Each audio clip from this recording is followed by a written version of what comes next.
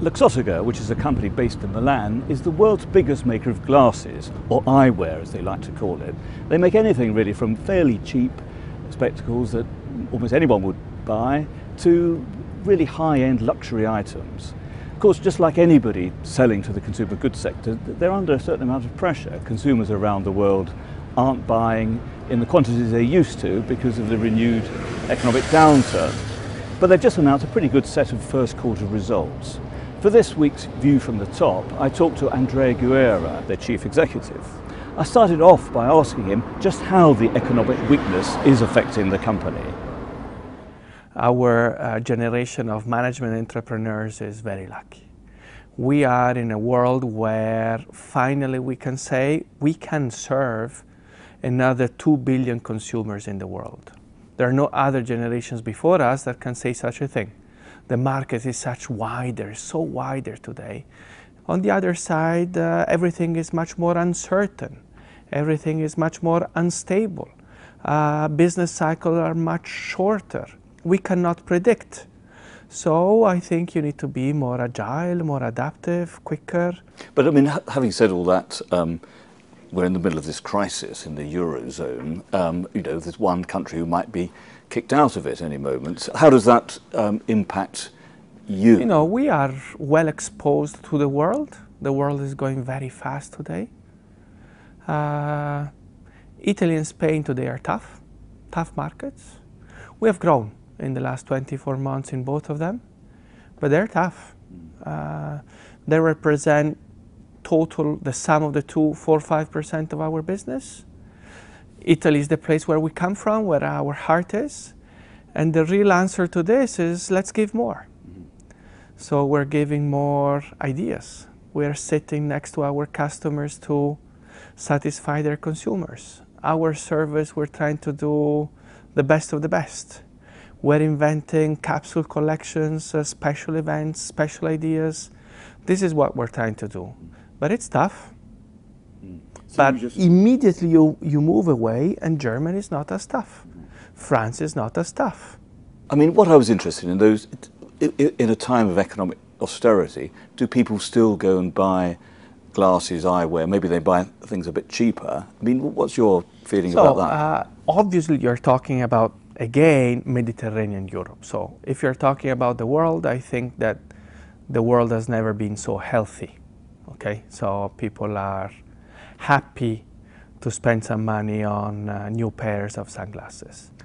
And our business, to really answer your question, is made of two parts. One part is more driven by the economic cycle, which is the sunglasses.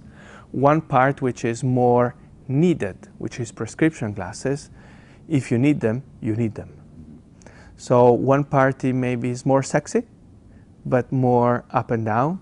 The other part maybe is less sexy, but very resilient. On this point about the political environment and the economic environment, how worried are you that the Eurozone might break up?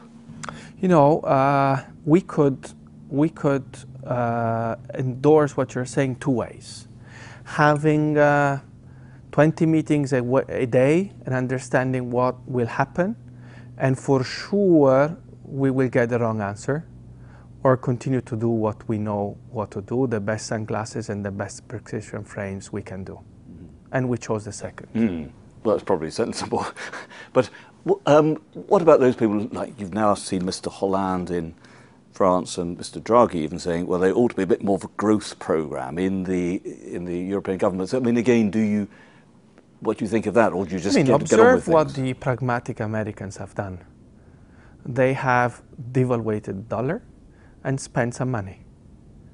We're not doing both of them. I mean, the euro being at 130, I think it's a little bit overvalued today. So there's maybe a few more things that some governments could be doing, perhaps should be doing. I've got no doubts. When I first met you, you were running the Melloni domestic appliance business, again owned by one man, a family company with a public shareholding. You're doing the same thing now. Yeah. Is there a kind of secret to running these kind of companies where you've got a dominant shareholder, but there's a public shareholding as well? You know, I think that in many different ways. There are some European countries where family entrepreneurship has been always very critical and very important. And the families worked with has always been very intellectually honest on one side and long-sighted. So, you know, there's this story about Italian companies, Italian brands that have been created by very intelligent Italian entrepreneurs, but they're not able to understand that those companies are more important than themselves. And so they created them, and at the end they killed them. I think there are the Merloni family, the Mr. Del Vecchio family. I think they have been quite long-sighted, and this company has been listed for 20 years, 25 years. Always very open, always very transparent, always looking to the world as their playing field. So has been a secret for them. For myself, you know, every company has their own obligation. Either it's executive committees, or it's your chairman, or it's our life.